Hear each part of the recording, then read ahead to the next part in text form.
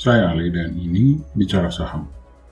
Saat ini saya akan memberikan update tren harga saham PT Matahari Putra Prima, PT Gajah Tunggal, PT Adi Sarana Armada, serta PT Bank Jago per closing tanggal 4 Agustus 2023. Tetapi sebelum itu, ayo di like, share, dan subscribe sebagai bentuk apresiasi dan membantu perkembangan dari channel ini.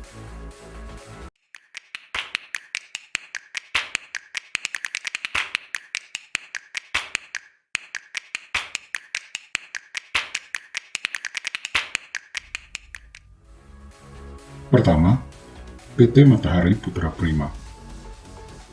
Dari chart terlihat dalam 5 hari perdagangan terakhir, harga dari Matahari Putra Prima mengalami penurunan yang cukup tinggi dari 113 pada opening tanggal 31 Juli ke Rp86 pada penutupan tanggal 4 Agustus 2023 atau mengalami penurunan 23,9%.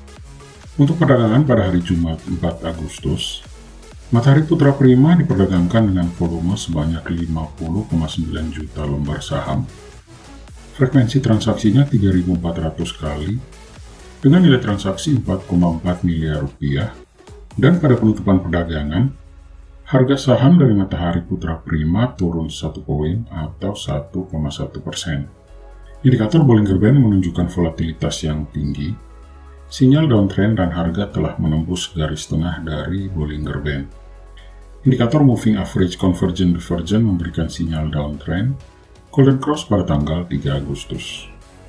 Pada indikator Moving Average Cross, sinyal uptrend dan Golden Cross pada tanggal 12 Juli. Yang terakhir, indikator stokastik memberikan sinyal downtrend dengan harga yang memasuki area jenuh jual, Dead Cross tanggal 27 Juli.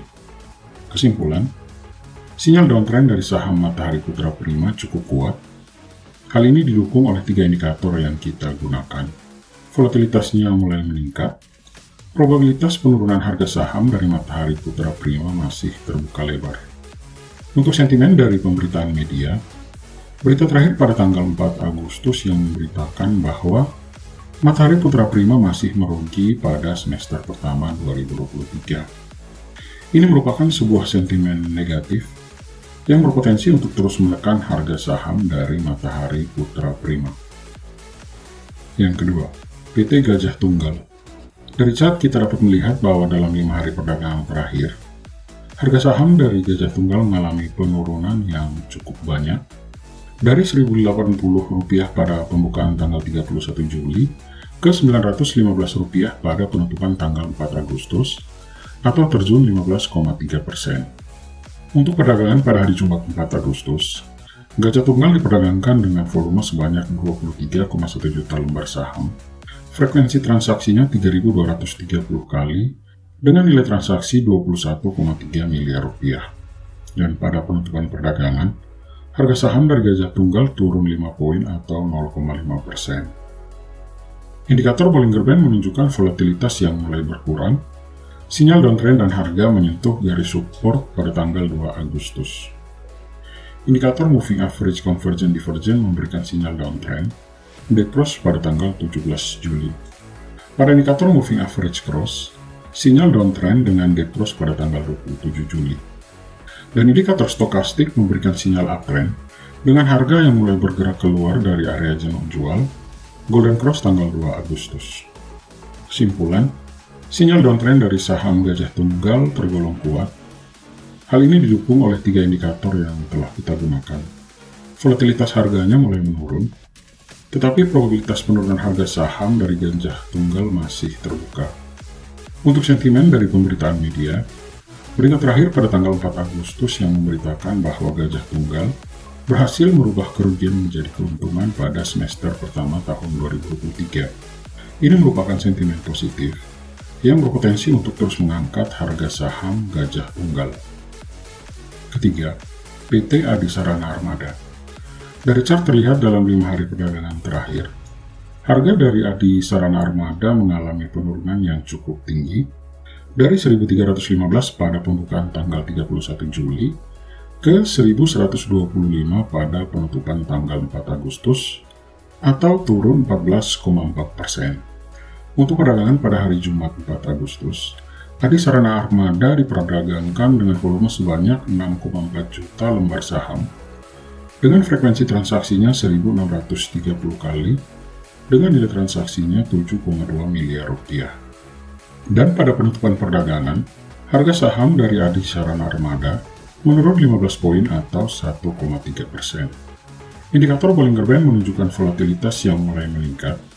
Sinyal downtrend dan harga telah menyentuh dari support sejak 1 Agustus. Indikator Moving Average Convergent Divergent memberikan sinyal downtrend, dead cross pada tanggal 31 Juli. Pada indikator Moving Average Cross, sinyalnya downtrend dengan dead cross pada tanggal 5 Juli. Pada indikator stokastik, sinyal yang diberikan adalah downtrend dengan harga yang telah berada pada area zone of jual, dead cross pada tanggal 27 Juli. Kesimpulan, sinyal downtrend dari saham Adi Sarana Armada sangat kuat. Hal ini didukung oleh 4 indikator yang telah kita gunakan. Volatilitas harganya mulai meningkat, sehingga probabilitas koreksi harga saham dari Adi Sarana Armada terbuka lebar. Untuk sentimen pemberitaan dari media, berita terakhir adalah pada tanggal 3 Agustus yang memberitakan bahwa Adi Sarana Armada mencatatkan penurunan pendapatan sebesar 24,7%. Ini merupakan sentimen negatif yang berpotensi untuk terus menekan harga saham dari Adi Sarana Armada. Keempat, PT Bank Jago. Dari chart terlihat dalam 5 hari perdagangan terakhir, harga saham dari Bank Jago mengalami penurunan yang cukup signifikan.